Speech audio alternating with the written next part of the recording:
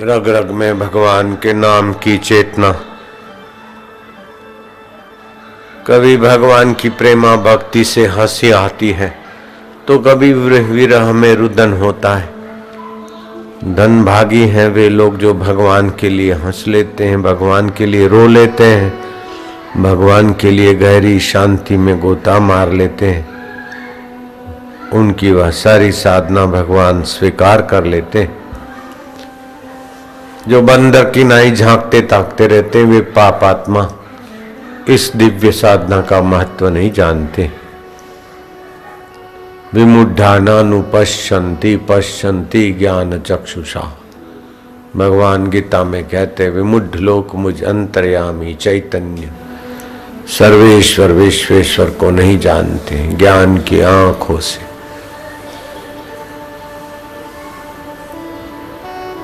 तत्वदर्शी पुरुष मुझ परमेश्वर स्वभाव को जानते। मैं नित्य हूं और जीव मात्र का परम सुहृद हूं और प्राणी मात्र का अंतरात्मा हूं। मैं ईश्वर सब भूत प्राणियों के हृदय में निवास कर रहा हूं। ईश्वरो सर्वभूतानां हृदय से अर्जुन तिष्ठति। MBA कर लूं तो सुखी हो जाऊं लेकिन दुखी देखे गए MBA वाले। डिलीट कर लूं तो दुख मिट जाए लेकिन वे लोग भी दुखी पाए गए और मेरे यहां से दीक्षा लेने आए। IAS कर लेने से भी दुख नहीं मिटते, MD करने से भी दुख नहीं मिटते हैं, अंगूठा छाप रहने से भी दुख नहीं मिटते, विद्वान होने से भी दुख नहीं मिटते, धनवान होने से भी दुख नहीं मिटते, सत्तावानों के भी दुख नहीं मिटते, सुंदरियों के भी दुख नहीं मिटते और सुंदरों के भी दुख नहीं मिटते। सुंदरियों का सौंदर्य लुढ़क जाता है, सुंदरों का अहंकार और सौंदर्य विकारों में डूब जाता है। खोखला करके जीवन भर कर रहाते रहते, दुख नहीं मिटते। सुख के लिए क्या क्या करते, डांस करते, क्लबों में जाते, जल्दी बूढ़े बीमार और अशांत हो जाते। फिर भी सुख की चाह तो है, सुख है और वह सुख है हृदय की गुहा में।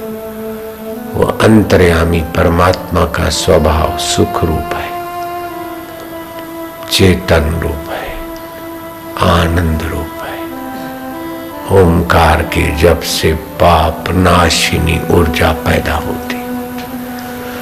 ओमकार के जप से कलुषित विचार दूर होते।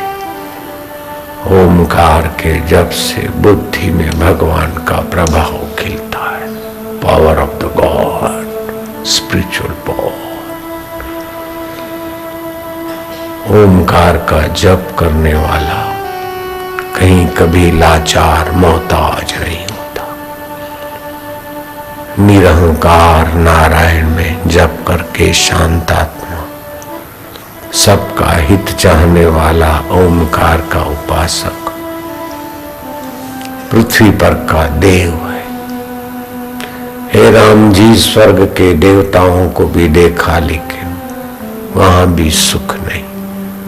अपने से अधिक वाले को देखकर ईर्ष्या करते, छोटे वाले को देखकर अपने में अहम आ जाता है और बराबरी वालों के साथ द्वेष या तनाव या स्पर्धा होती रहती।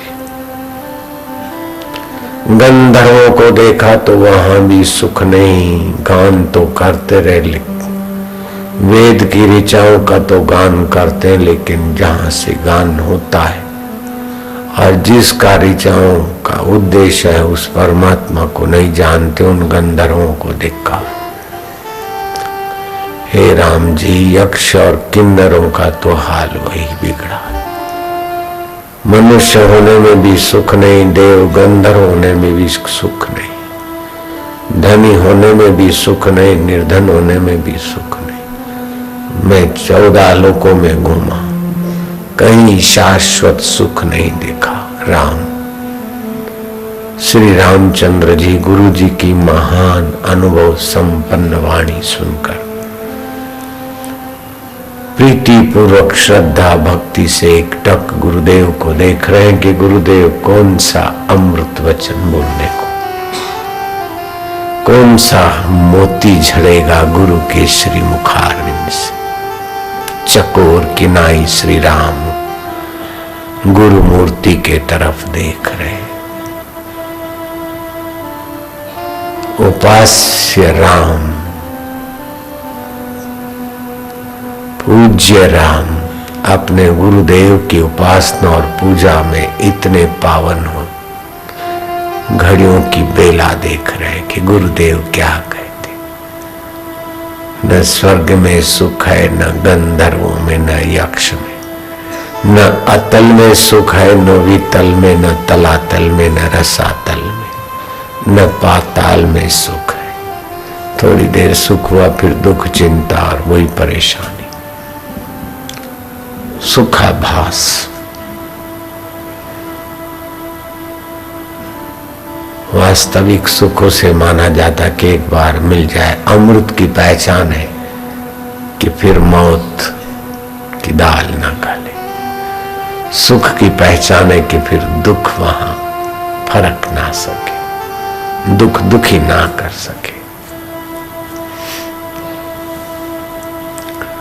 ज्ञानी महापुरुष दुखी जैसे भासते, लेकिन उनके स्वरूप में दुख नहीं घुसता। वशिष्ठ जी के पुत्रों को हत्या करके मार दिया विश्वामित्र। वशिष्ठ जी दुखी होकर आत्महत्या करने के लिए गंगा जी में कूदते, तो गंगा जी प्रकट हो जाती कि महापुरुष, आप जैसे पुरुष पुत्र के शोक में दुखी होकर अगर मुझ में प्राण त्यागेंगे तो मैं कहाँ रहूंगी। आप तो ज्ञानी हैं, आप दुखी क्यों होते? वशिष्ठ जी ने डांट दिया गंगा जी को, तुझे क्या पता, मैं दुखी होता हूं कि चित्त में दुख आया है, और चित्त प्रकृति का है, प्रकृति में दुख सुख होता है, मुझ चैतन्य में कहाँ होता है। गंगा जी ने ज्ञानवान को अपनी नजरिया से मापा था, वो अपनी गलती महसूस करती। ब्रह्मज्ञानी की मत कौन बखाने, नानक ब्रह्मज्ञानी की गत ब्रह्मज्ञानी जाने।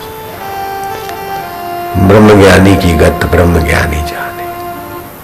अष्टावक्र भगवान कहते हैं, खिद्योपि न खिन्नते, रुष्टोपि न रुष्टते।